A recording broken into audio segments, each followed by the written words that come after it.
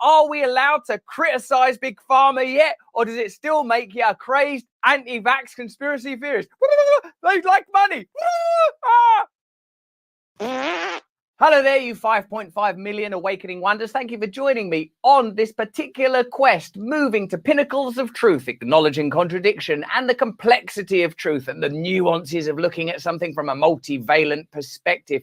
If you're not a subscriber yet, subscribe right now. Hit me up in the comments below. Tell us what kind of things you want to see covered. And remember, if I reply to you going, hey, can I have some money? That's not me. I don't want your money. I just want you to subscribe and turn on the notification bell. I'm not Pfizer that'll do anything for a pound note or a dollar bill, although maybe you think they do a lot of good work. Certainly there's some ingenuity involved in the world of pharmacology and medicine. Let's look at the numbers, let's look at the figures, let's make a decision together.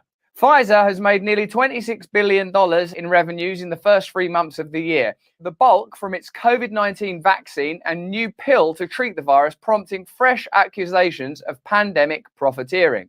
That's interesting, isn't it? It doesn't make you a conspiracy theorist, does it? Does it make the Guardian conspiracy theorist to say that Pfizer could be profiting, or I suppose worse, profiteering? I suppose that means the intention is to get profit. But how do these systems operate? How do they function? How much do you need to know about the manufacture of mental health medicines before you can, like me, conclude that if a medicine isn't profitable, becomes complicated to trial and difficult to sell, it's discontinued, whereas a profitable drug like this will be prioritized? What kind of contradictions, what kind of challenges could that lead to? Let's investigate it further.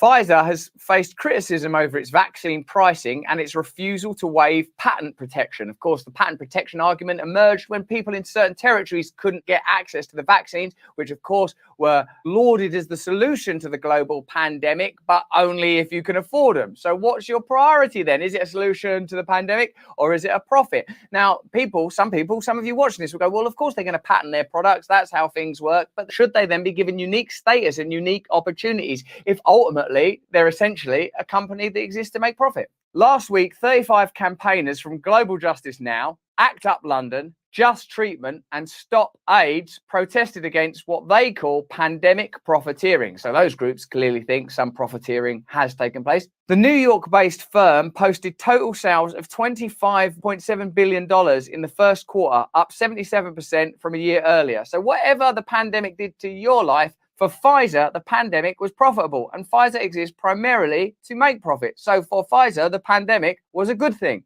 Of this, $13.2 billion came from the Comirnaty jab it developed with Germany's BioNTech, driven by global uptake, including jabs for children over the age of 5 and booster doses.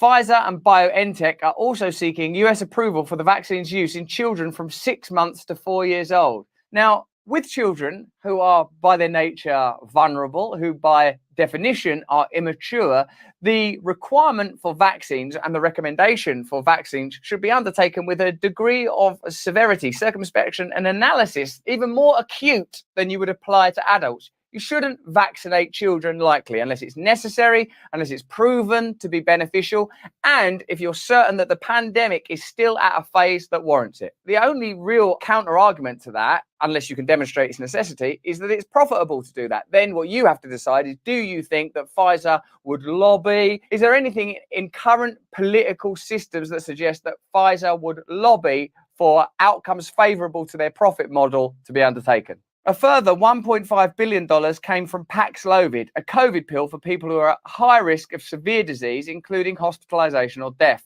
The treatment received emergency approval from the US regulator in late December and has been cleared by the UK and EU. Pfizer has made tens of billions of dollars during the pandemic from its COVID-related products, as has the Boston-based biotech firm Moderna, which was loss-making until it started selling a COVID-19 vaccine.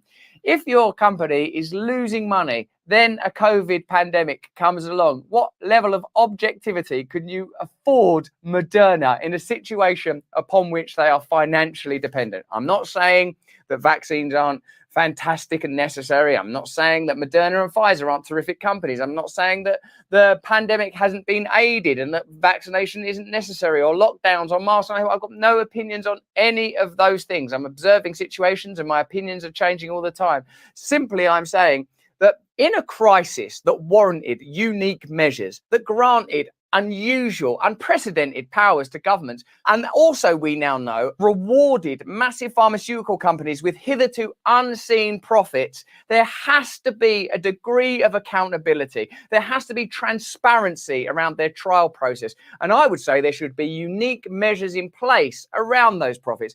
My personal suggestion would be that a significant amount of profits from the pandemic should go back into communities damaged by the pandemic, small businesses ravaged by the pandemic, mental health crisis created by the pandemic, the addiction crisis exacerbated by the pandemic. Do you think those are good ideas or terrible ideas? Do you think that Moderna and Pfizer should just keep all that money that they got in some cases, because even if drugs weren't mandated, they were heavily imposed? You know, you can't travel to certain places, right, if you're not vaccinated. So it's kind of necessary for you to have those vaccines. You know, new information is emerging all the time around efficacy. Certainly not stuff I want to talk about here or now, but information that warrants an ongoing conversation, whether it's Johnson & Johnson's surveys and tests around natural immunity, around the amount of vaccination. I'm not offering you conclusions. I'm saying there's an ongoing conversation. And I'm saying when big business is supported by government in such an overt way, there's a level of accountability required that I do not see taking place. Tim Beerley, a pharma campaigner at Global Justice Now, said, throughout the pandemic, Pfizer has refused to share its technology and know-how. Instead, it has maintained monopoly control over its vaccine and treatment, keeping a chokehold on global supply. And choking people in a respiratory pandemic is surely irresponsible.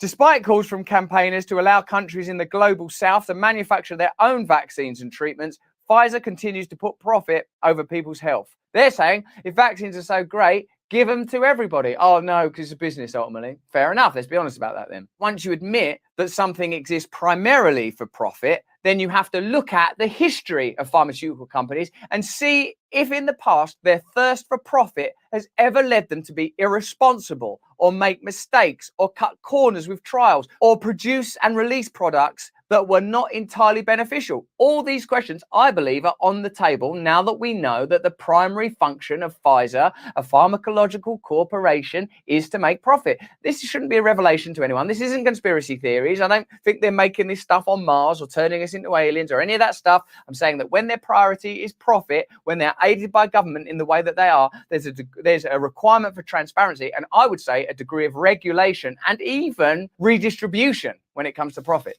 Unique problem, unique situation, unique legislation around redistribution. That would be my campaign if I was running for office. Fortunately, I'm not, because I'm crazy. Pfizer's revenues last year doubled to $81.3 billion, and it expects to make record sales of $98 to $102 billion this year, half of which will come from COVID products. How do you think that makes them regard vaccines? How do you think that makes them regard mandates? How will their lobbyists be treating people in Congress around issues of mandating or perhaps relaxing the calls for COVID passports? How will the power and swelling might of these organizations be deployed when it comes to government regulation? What do you think lobbying is? A type of hobby? It's not hobbying, it's lobbying. They lobby people in order to reach certain outcomes, to influence political process, to see regulations and laws introduced that will be favorable to their business and prevent laws being introduced that will not be favorable to their business. And if individual freedom has to suffer for that, then that's just a byproduct, a consequence. And if there are health complications, that too is affordable if what you're in the pursuit of is profit.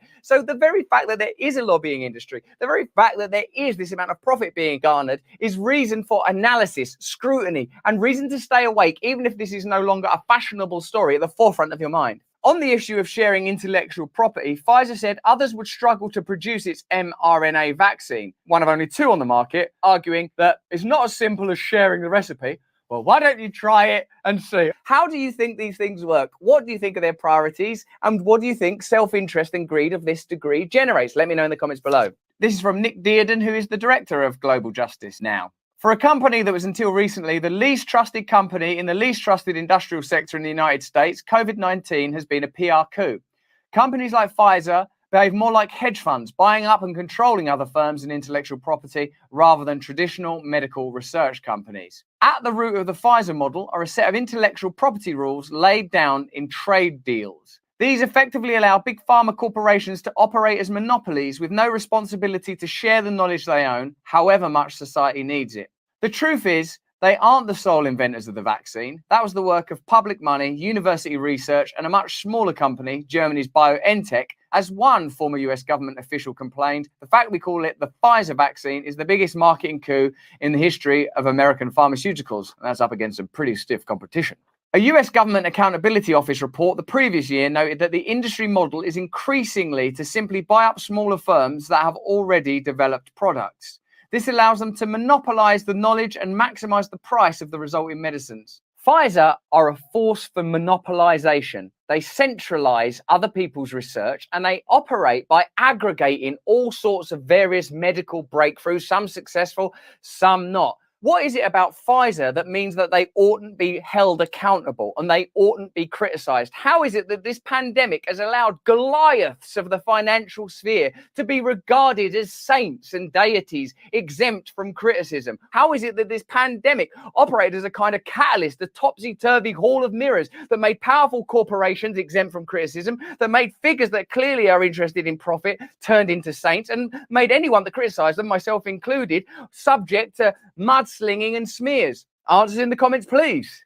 Pfizer CEO Albert Bourla said recently that a fourth dose of the COVID-19 vaccine will be necessary to continue to help keep hospitalizations manageable and sicknesses more mild. How can he possibly be objective when he is bound by the pursuit of profit in the manner that the system that he is a part of requires? What I'm saying is, as long as you have systems that encourage, that instantiate, that demand a kind of corruption, profiteering so galling that it warps and influences this experience of billions of people, if you have that amount of authority, if your marketing opportunity is of that scale, backed by mandate, then surely a degree of responsibility and a degree of redistribution is necessary. Pfizer CEO Albert Bourla said recently that a fourth dose of the COVID-19 vaccine will be necessary to continue to help keep hospitalizations manageable and sicknesses more mild. Despite debate among scientists and a lack of evidence either for or against another booster.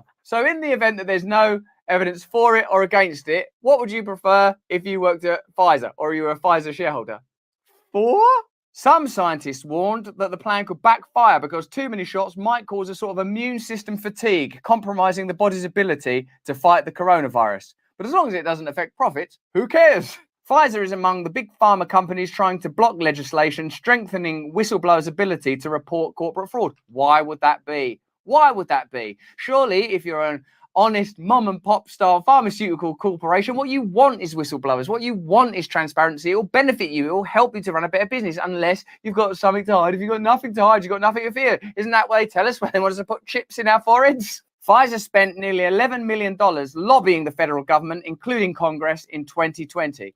Presumably just for a laugh, just to give them a bit of money to pass the time. In 2020, at least 11 senators and 34 representatives held shares in vaccine manufacturer Pfizer. So I suppose in order for us to feel confident in Pfizer as a company and in our governments as a whole, you would want some redistribution of those enormous unprecedented profits that were brought about as a result of a unique situation where many people didn't have a choice whether or not to participate in the process of making those profits, whether they were beneficial or not. And it seems like the conversation is going on to some degree about the variations there. And it's certainly not a conversation I'm participating in, I can tell you that. You wouldn't want any Congress people owning shares in any companies that they're regulating. That's absolutely ridiculous. You want to see an end to lobbying immediately. These ideas are not pie in the sky. They're not impossible. They're not ridiculous. These are just simple ways of introducing ethics and accountability into a profession that has unique access to your money via the government. But that's just what I think. Let me know what you think in the comments below.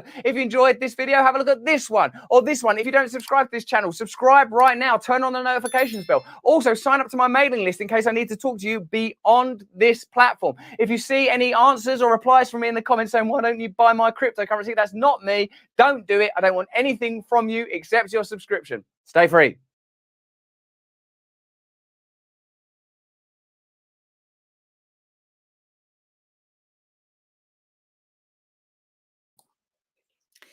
Wow, kia ora, kia ora. So, I put third time lucky because my first two lives were blocked. So, for some reason, this one was allowed to continue. It was really odd, to say the least. But don't you just love Russell Brand? What did you get out of his kōrero? what I got out of this corridor is that there's a shitload of money that Pfizer has made, a shitload of money from your taxes and other countries' taxes, and what else I got from that? I mean, $100 billion last year. $26 billion this year in the first 3 months, and zero accountability, where we were mandated. 34 representatives of the US Congress own shares in Pfizer. I mean, doesn't that just scream corruption, people? That's what I got out of his corridor. I mean, and then if you dare to challenge, they throw you on a conspiracy watch list, for fuck's sake. If you dare to challenge that your father's been injured, if you dare to challenge that you've buried your fucking whānau because they've taken that fucking jab, sorry, I'm angry. Because people are putting me in because I've joined the outdoors party as co-leader, now I'm part of the whole conspiracy. And yet people respected what I had to say before I joined the outdoors party as the co-leader. I'm pretty pissed off, to say the least, because people's lives have been affected. Whānau have been affected. Whānau lives have been destroyed because some either believe the doctors, that the doctors said, oh, your father, he got myocarditis because of diabetes. He didn't get myocarditis because he got the second jab. Oh, your father's heart and lung is failing because he got COVID-19. Well, hello, hang on a minute, doctor. He got 2 jabs and a booster that was supposed to protect them from that. So don't call me a conspiracy theorist, because I want to give a voice and give challenges to what's actually happening out there, that the government has not investigated the extra 2,000 deaths from previous years during the rollout between February and November 2021. Don't call me a conspiracy theorist because I dare to challenge the government. I dare to challenge doctors' narratives. I dare to stand up for people who have lost their jobs, lost their livelihoods. Don't dare call me a conspiracy theorist. Come up with your own narrative and challenge me on my page. Don't go and hide away in all these little conspiracy pages and call me a conspiracy theorist where I can't defend myself on these pages. And you can all go off and have your little old comments. Have the balls to come onto my page and challenge me on my page, rather than gang up like little bloody gangsters and say she's a conspiracy theorist. Challenge. If I'm wrong, well, I hope I'm wrong. Honestly, if I'm wrong, I hope I'm wrong. But I've seen too much, I've heard too much, I've been through too much to know that I am not wrong. And like I've said to politicians and media alike, don't go over there and make comments and throw stones from over there. Have the fucking balls to come onto people's pages that are challenging you and challenge them. Have the balls to let me send you out a StreamYard link and challenge me.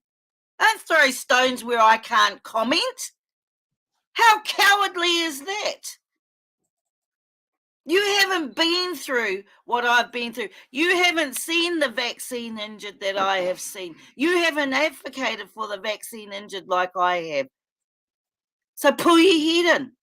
You want a debate? Come onto my page. It makes me angry. Sorry, Whānau, for doing this rant, but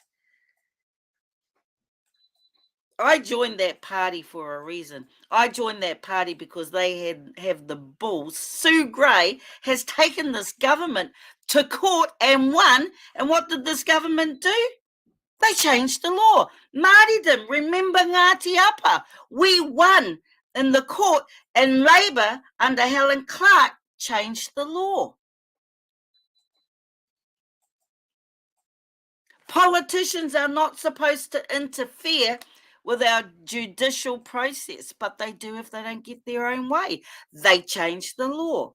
What does they say? What does that say? Calm who monitor MedSafe is funded by Bill Gates. That university, the University of Otago, follow the money, is funded by Bill Gates. Where's the conspiracy in all of this? Why the hell can I not stand up for my father's life? Why is an integrated doctor's approach not okay in hospital? When I said I want my father on intravenous vitamin C and they said we can't do that. Pharmac does not allow that. That's what they said to me. They couldn't allow for an integrated approach, so they gave my father vitamin C tablets that really does nothing. There are other rongoa that I asked for that they declined. NAC is another good example of that.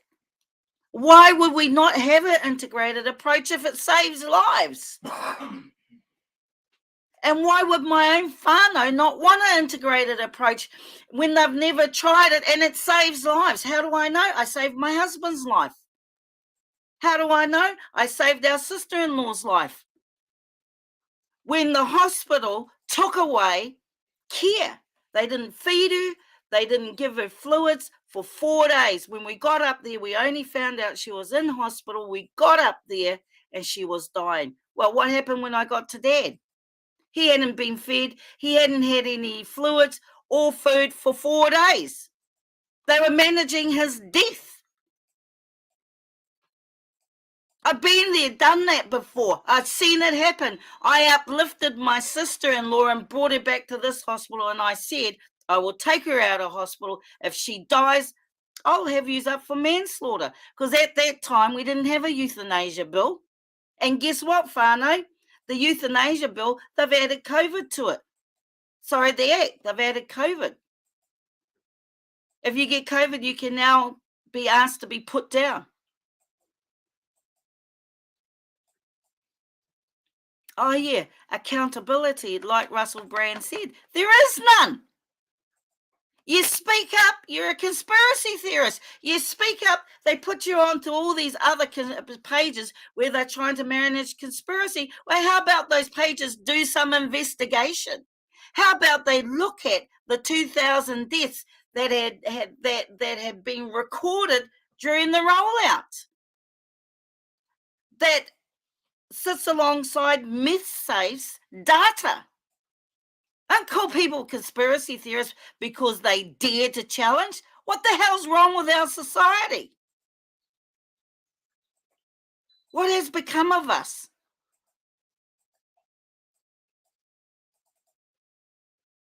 Bloody grow some balls, people. Stand up for your whānau. Stand up for your people. Stand up for those that don't have a voice, for goodness sake. Sorry, whānau. I think getting bloody my first 2 lives blocked really pissed me off. And the mama bears come out. Anyway, I just want to acknowledge you all for coming online. I'm surprised they didn't block this one because of all the swearing. Sorry, hun, but it just makes me irritated. Kia ora, Maria. Thank you for coming on, Maria. I'll just put your name up here, hun. Thank you for coming on to my live. Thank you to Andrea, to Wilma, to Maria, to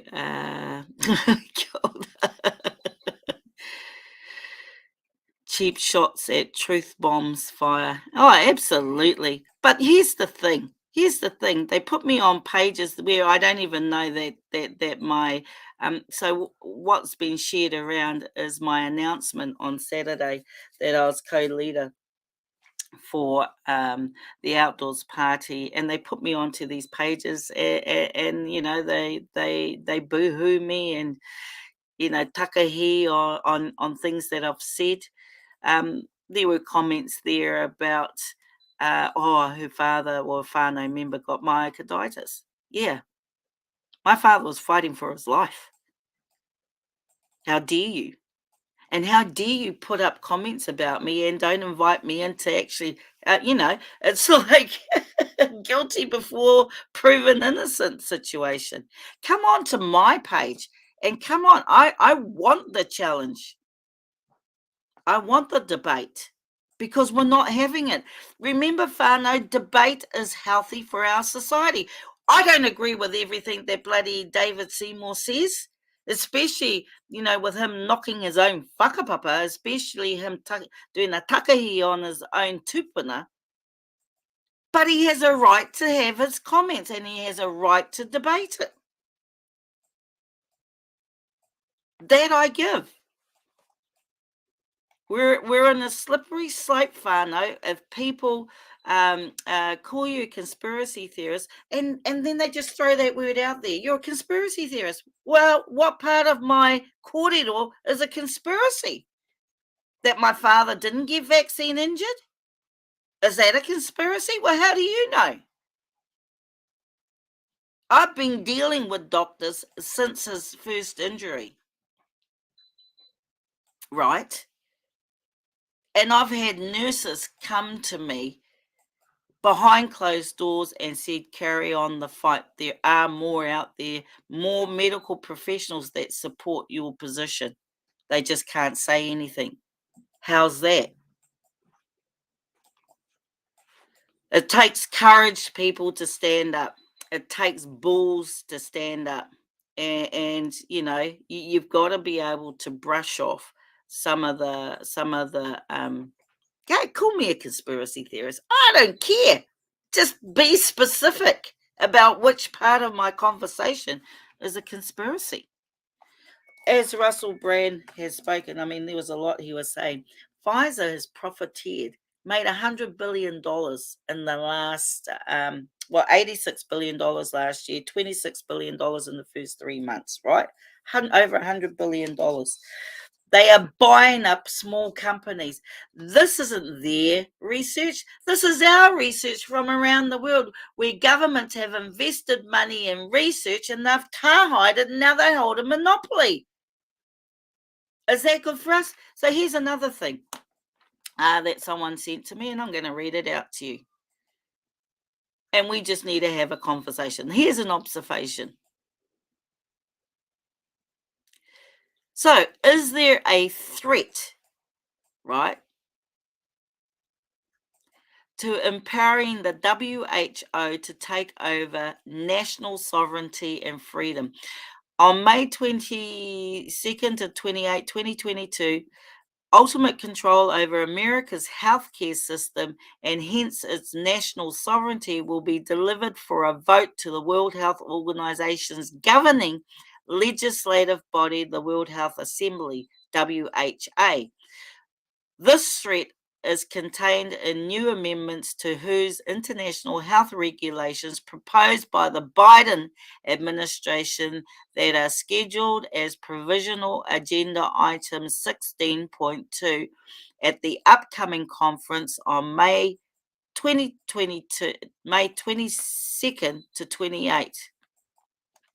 These amendments will empower WHO Director General to declare health emergencies or crises in any nation and to do so unilaterally and against the opposition of the target nation. If passed, the Biden administration's proposed amendments will, by their very existence and their intention, drastically compromise the independence and sovereignty of the United States. The world's gone mad. The world's gone mad. Where is the US? Where are the oppositional parties? Why are they not jumping up and down off something that potentially usurps the sovereignty of the US? So these emergencies have granted emergency powers, have superseded and usurped rights, human rights and Bill of Rights. And now that the danger's passed, they're trying to globalize. And if you think that's a conspiracy, then go do your own research. Kia tupatu is all we're saying, and it's a bit too late once these governments actually hand your mana over. You know, Papa Pim spoke about mana and tapu, the mana and sanctity of each and every one of us, the mana and sanctity of protecting our children and our vulnerable kaumatua. Where is the mana and sanctity of handing over your sovereignty to a globalist? Just think about it. So, you have these countries that are slowly but surely usurping the mana of their own people. And I can guarantee you, if this government gets in, and how do we trust National? We can't trust National. I mean, look at the price of living, for goodness sake. Both National and Labor have been in power, and they have been responsible for the house price rises. They have done zilch to curb homelessness. They have done zilch to curb the rising price of living. And they have easily blamed this pandemic for what's happened. And there's a company called Pfizer that has got rich of our got rich off the pandemic, got powerful off the pandemic.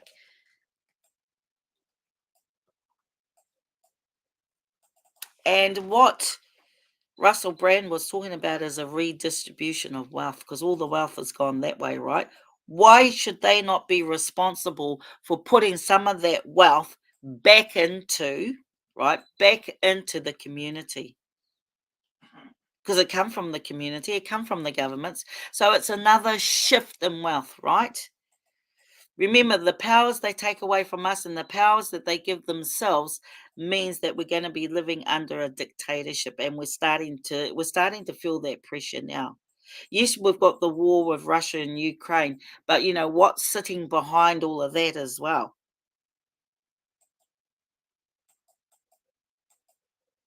I mean, you see famous bands that are going over to Ukraine and singing and trying to highlight the issues. Would a famous band like U2 go to a war-torn place if their lives were at threat? Would you think? I was thinking, what are they doing there if there's a war? Didn't look like a war where they were. And you've got people visiting. I don't know. The whole world's gone crazy. And honestly, I do not trust anything. I do not trust what I see on the media. I do not trust what I hear from the media, because we all know that the media is brought. We all know that Vanguard owns BlackRock, and BlackRock and Vanguard just about own everything of the world. That redistribution of wealth has gone from first the indigenous people, then to the public, then to the private. And guess what? The private want to rule the world. They're not happy with what they've got now. They want everything. They want to be able to fly into all our countries when and at will. Right? And remember, wars create money as well. So there's a lot of people, a small amount of people, getting very fucking wealthy off a pandemic and off a war and off wars. And that's not a conspiracy. Those are facts. And I don't want to be a historian to go through all those facts, but those are facts. Like they say, like Russell Brand said, this has been a PR coup for Pfizer, buying up all these smaller companies and owning all the research. And that money came from the public. The public purse did all that research. So there's been a redistribution of power through this pandemic and a redistribution of wealth through this pandemic. And if we don't fucking stand up now, what are our mokopunas gonna, what's going to happen to them? They won't know the freedoms and rights that we know now. They won't know that because they'll be gone. You look at all the legislation that Labor tried to push through. They never debated that in the last couple of elections. I know, because I ran in them. I ran in the 2017 and I ran in 2020. Not once did Labor talk about a cashless society and artificial intelligence ruling us, social credit ruling us. Not once. Yes, they're going down in the polls. But is National any better? No, I don't think so. I wouldn't trust National as far as I can throw them. We need a new way. We need a third way, and we have it. We have it, whānau. So let's just keep that in mind. Okay, I'm going to go back to the comments. Kia ora, Whaia Maria. That's why they probably blocked your eyes. Yeah, just like Jacinda changing laws so we don't have a say or space. Yes, as fast as that. Erueda says, a conspiracy theorist is the satisfactory conclusion that I'm willing to find myself resident to. A little that is weighted with considered reasoning where a badge of distinction exists. I wouldn't use the word terrorist. I mean, what we're doing is, well, I'm in terror of what's been happening, to be honest. I'm in terror of this government. I'm in terror for what I've seen in the hospitals. I'm in terror because I had nurses say to me while I was in hospital, I stayed with Dad 24/7 to ensure, and you have to do that, whānau, to ensure he got the proper care because I didn't trust them, because I felt like they were managing his death. And I'm going to say that publicly, and I'm going to say that, and if my siblings don't agree, that's their hey aha. But that's what I felt. And that's why I stayed with them for 24 hours in the day while the rest of them went to work. That's why I was there when the doctors were there, while the rest of them went to work. Because I was concerned that they were managing his death. And they were nervous around me. And they should have been.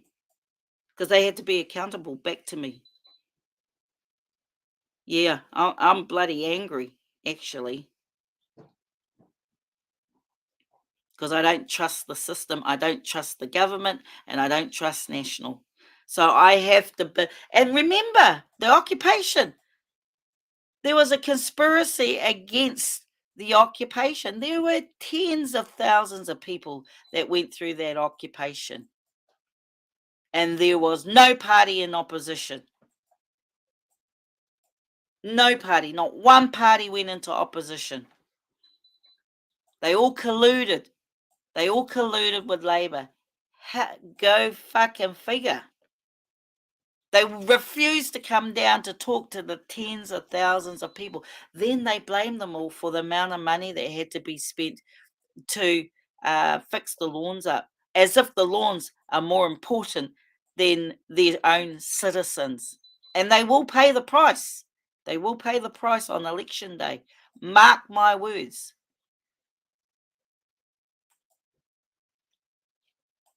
Like I've heard many a time, and actually I was listening to Sue Gray when she did her co-leader speech at the AGM on Saturday, and they travelled in the convoy, and they said that there were thousands and thousands and thousands of people along the streets, along bridges.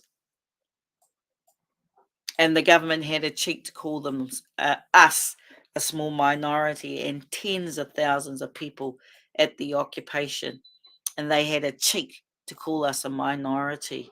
Well, the minority is rising and they're starting to wake up. And if you choose to believe the narrative, then you have done a disservice to those vaccine injured. And you've seen them on Liz Gunn's videos. If you haven't, go and watch Liz Gunn's videos, and you watch them and you see the tears in their eyes, the pain in their voice. Instead of calling people conspiracy theorists, go and watch, go and feel what they're going through. If you don't, you're heartless bastards. That's what you are. If you think it's all a conspiracy, then you're fooled and you're foolish. And if you think we're a small minority, then think again. There's a movement on the rise, people, and both these establishment parties know it. Anyway, I've done a bit of a rant today. Sorry. It's not becoming of a co-leader. But, someone sent me my post that I did on Saturday. I was so excited, and it ended up on these so-called conspiracy watch pages. And they were making comments about me, and I couldn't defend myself because I'm not part of that page. You want to challenge me? Come and see me face to face. I'll send you a StreamYard link and have a debate with me. But no one's got the bloody balls. No one. But you can throw stones from over there. What, because I have the audacity to stand up for those that don't have a voice?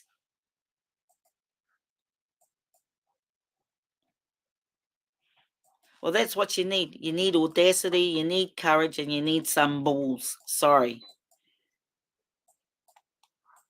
That's exactly what you need, because we're in a war. We're in a spiritual war, and we're in a war where they're using the pen. We're not having bombs being dropped on us, where they're using the pen to destroy us. They're using legislation to just destroy us. They're using law to usurp our rights. And we need to stand up for that, because we're in a war, folks. If you don't think we're in a war, think again.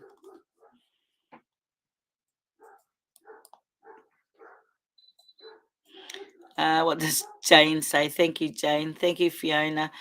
You are wonderful. Thank you. Love it. I will keep watching. And oh gosh, thank you. Jack says, great topic to discuss. I can respectfully say that I believe it's not so much if we are allowed to critique and criticize Big Pharma, but rather it's at our unalienable right to ask informed, educational, and intellectual questions about the profits and gain from these fake vaccines for a man-made virus maintained by a corrupt government.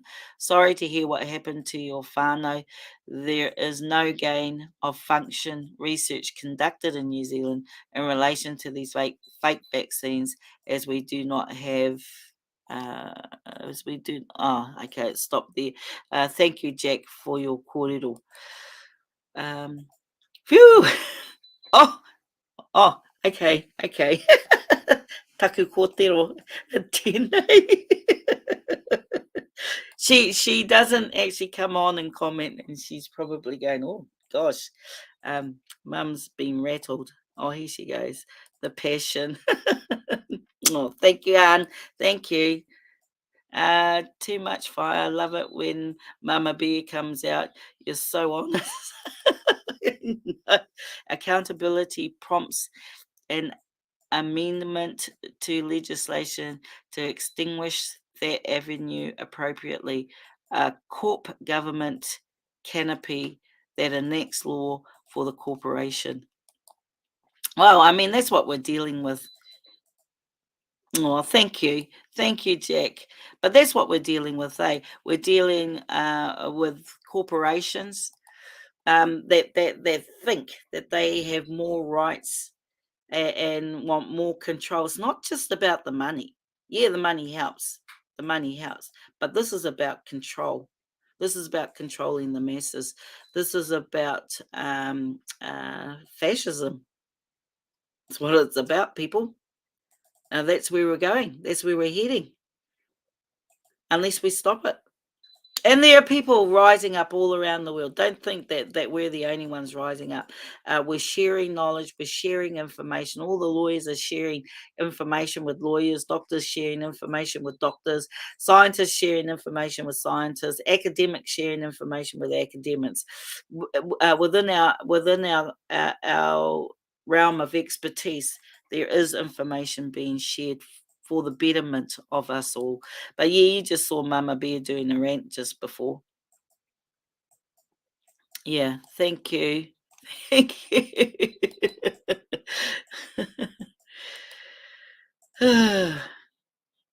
Yeah, we are in dark times. It feels like we are in dark times. Sorry, I'll bring that up again, Jane.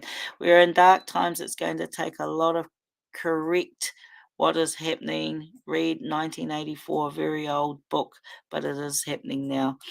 Yeah. Kia ora, Fire.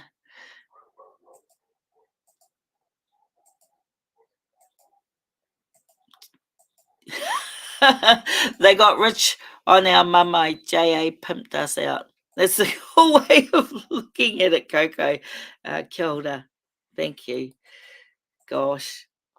Using COVID and flu vax, taking more tax money. So we are going to introduce new world order. You know, and honestly, 2 years ago, I thought that was out the gate stuff. And people are thinking that I'm out the gate. Well, shit. There's shit happening with government that's right out the gate. And I don't understand why people aren't challenging it unless they're part of it, a part of the problem, part of the trolling, part of the censoring, part of the, if they're part of it and not actually taking, I started off, and I've heard this comment, oh, you started off objectively. Well, prior to my father getting vax injured, I was objective. And it is subjective. And I said on Saturday, it's personal. It is absolutely personal for me. We've been there when we've had to bury whānau who took the jab 10 days prior.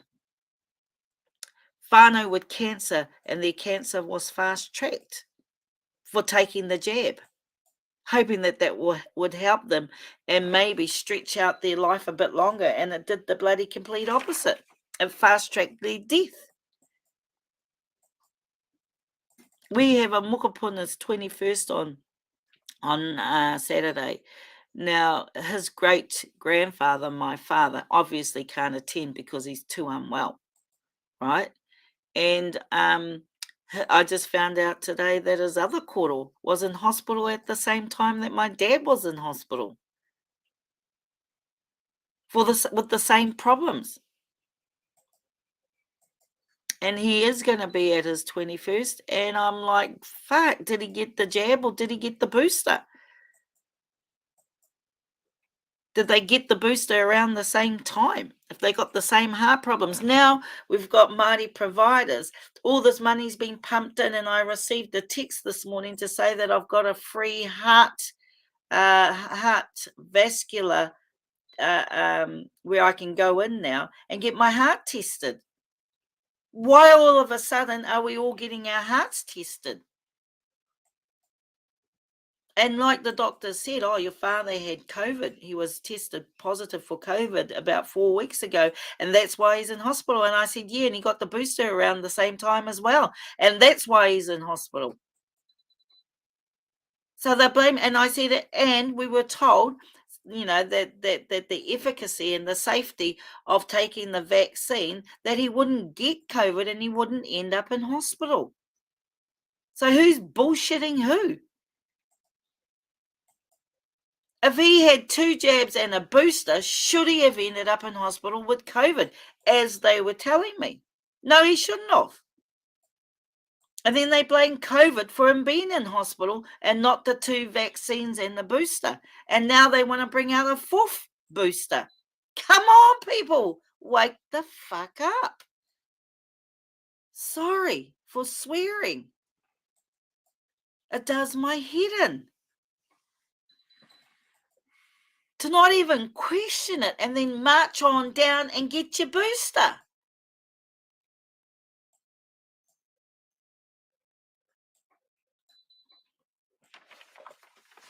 I hope I'm wrong. I hope I'm wrong. I really, really do. And I want people to say in the future, Donna, you were wrong. But guess what? I have a feeling they're not. Why?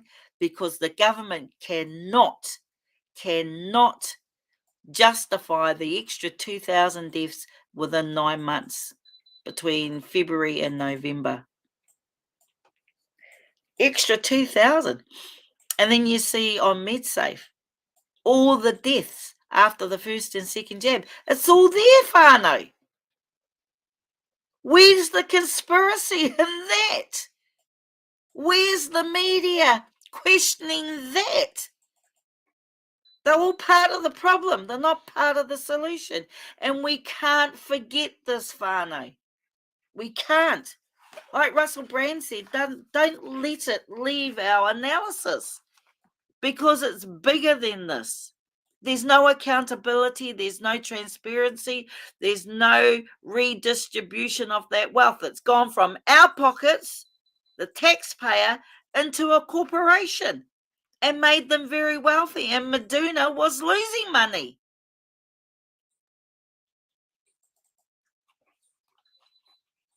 "34 representatives within Congress own shares in Pfizer." Wake up, people. Biden wants to hand over the US sovereignty over to the World Health Organization. Wake up, people. France is moving into artificial intelligence and moving into a social credit system. Wake up, people. We need to get active. We need to get motivated. We need to get our people ready to vote come 2023. We got a lot of work to do. And I think she's going to go early because she keeps on going down in the polls. Do we want national in? Hell no. They could be worse. Luxton has been part of the World Economic Forum. He's been over there to their conferences. He's influenced by the billionaires as well. He's not influenced by us, the people. Wake up, people. We're in a spiritual warfare and we're in a war. And we have to march like soldiers to the voting booth. We have to pick up our whānau and make sure they vote, and make sure they vote for change. You know, here my daughter said, everybody's moaning about the price of living going up, fuel prices going up. Well, if you keep on voting for the same people, you're going to keep on getting the same thing.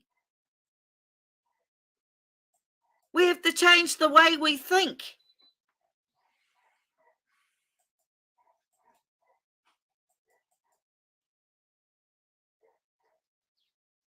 To get change, we have to vote differently. Some people are saying, just get out of the system altogether. Well, the problem is, all our resources are tucked up in that one system.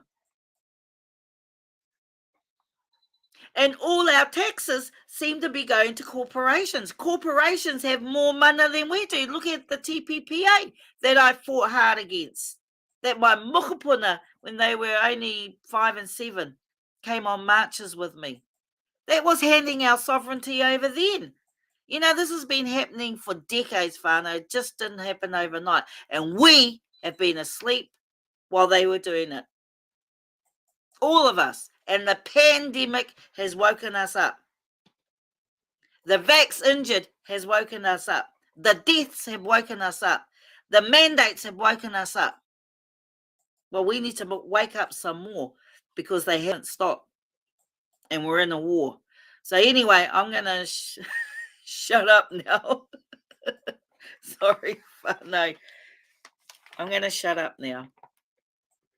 And yeah, apologize for all the swear words. Sorry, hun. Sorry, Nana. Sorry to all of you out there if it's been hard on your ears. But that's the passion. That's the passion.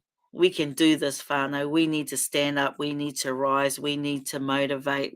This is a movement to get rid of the corruption, to hold our politicians accountable, because no one has, to find another way of getting our messages out. Like I said, I had 2 lives taken down. I'm surprised they haven't taken this one down, but they might shut it off later. Anyway, whānau, thank you for all your comments. Follow the money is what Jane said. Oh, what the... Thanks, Kay. Kia ora whaia. Firstly, congratulations for co-leader. I was unable to click onto your live until now.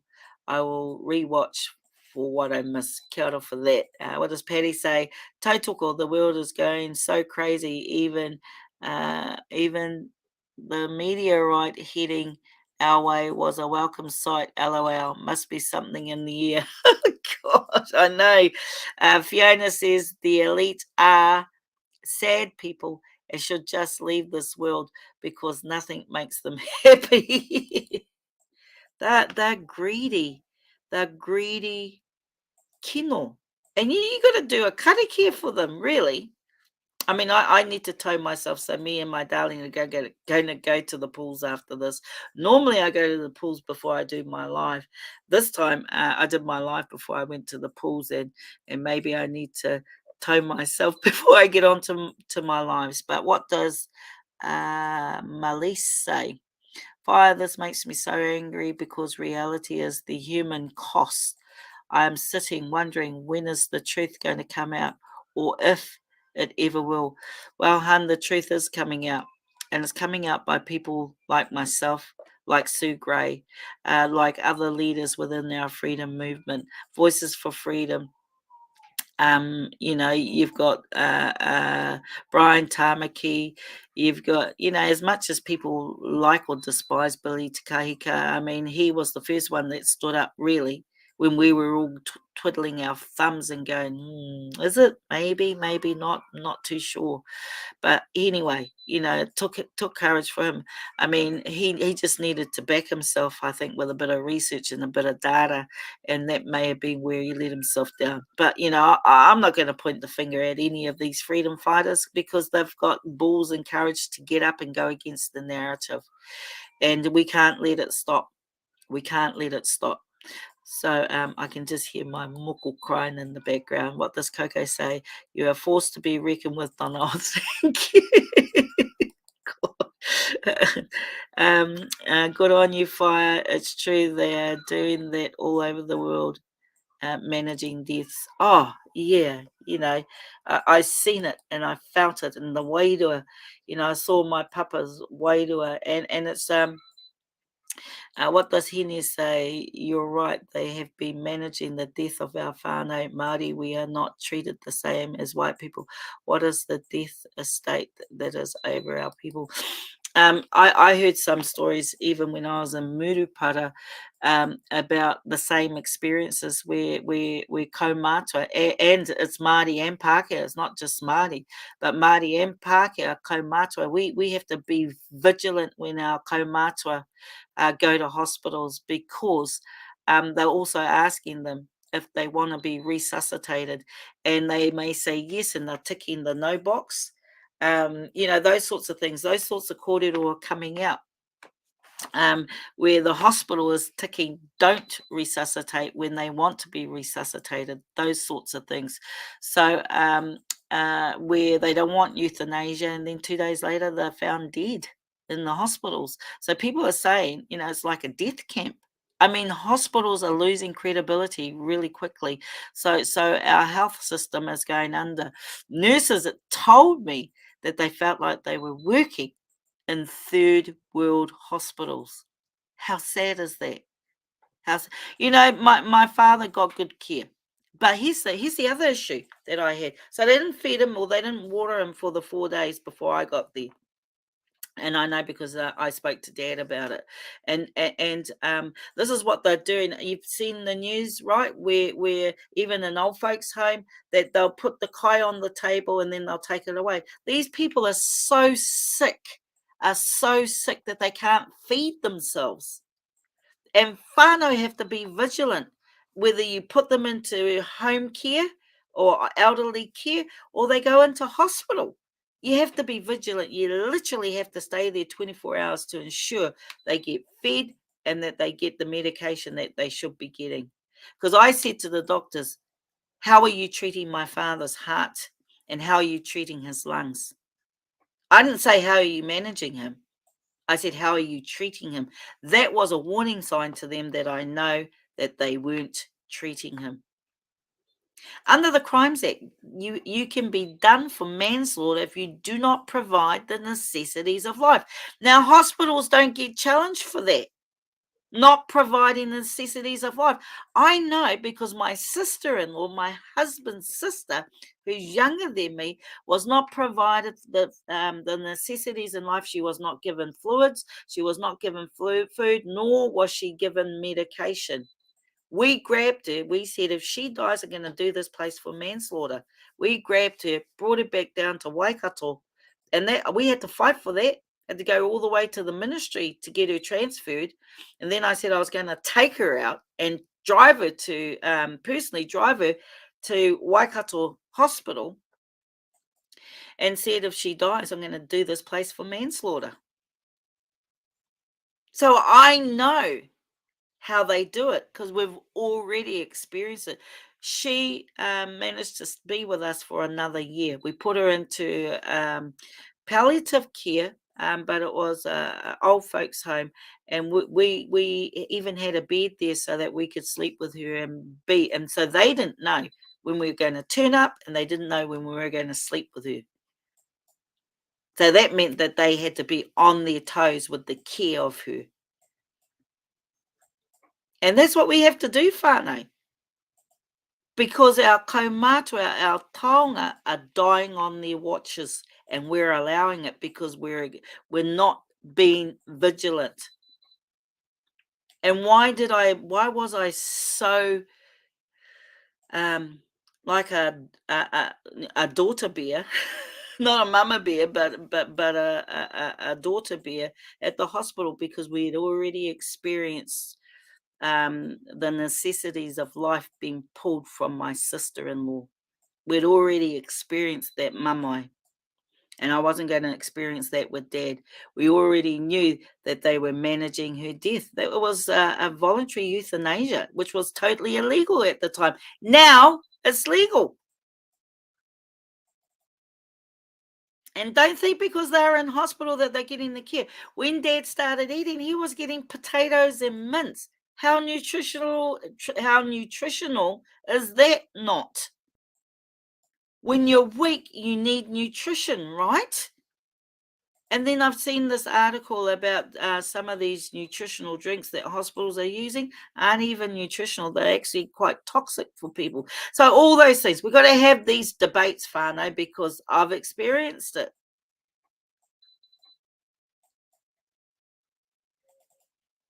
They're not eating because it's not I think prisoners were getting better kai than the patients in hospital. Here's a thought, why don't we have community gardens at hospitals? So we know that they're getting nutrition, not just powdered potato and mince with a bit of bloody bagged carrots. Horrible kai, horrible kai.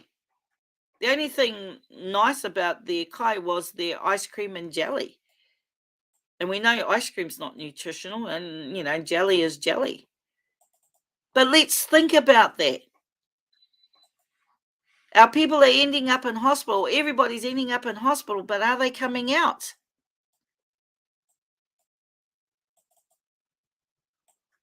I've experienced it, and I'm sharing my experience. But anyway, like I said, I beat up my darlings waiting to go to the pools. So I'm just going to see what these last comments are. One thing bugs me, why Jacinda doesn't care about the injured. Oh, they don't want to acknowledge the vax injured. They don't want to acknowledge the vax injured, and that's why we need to get them out of government. Here's the thing. So we were talking about 1080 in the weekend, and I was saying, well, interesting enough, iwi support 1080. So what I was told is iwi were originally against 1080 until the government threw millions of dollars at them. And then all of a sudden they changed their tune. So the government's answer to getting iwi on side happens to be money, from what I've been told. You look at the police, they got $600 million in the budget. Did the police agree to protect Jacinda Ardern at the occupation and then go hard on us, and the payoff was $600 million? Food for thought, whānau. Did the police say, we will protect you, Jacinda Ardern, but you make sure you give us $600 million? No strings attached. Because it seems to me when the government wants something, all they have to do is throw money at it. And iwi leaders will take up the money. They won't question if it's genocide.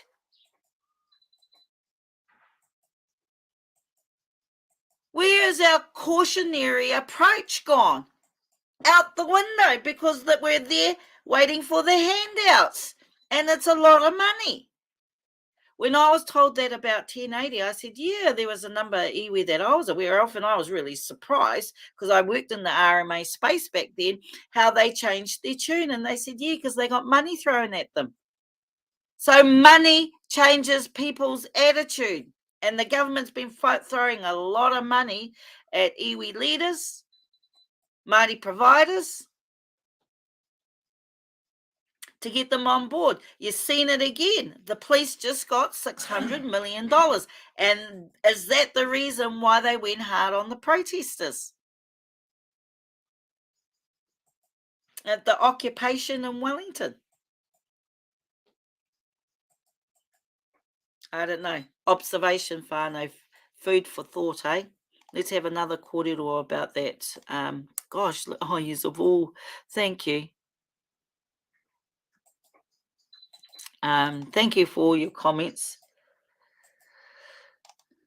Gosh, there's heaps of comments. Yeah. I mean, now money's been thrown at our heart. Before it was diabetes, now it's our heart. Why? When the Pfizer has destroyed our hearts, destroyed my father's heart, myocarditis, pericarditis, and pleurisy. He's got a hole in his lungs, and we don't know if that's going to heal. Here's the thing. Why would whānau debate integrated approaches to health? Why, if you've got a parent that is dying, should you debate an integrated approach to health?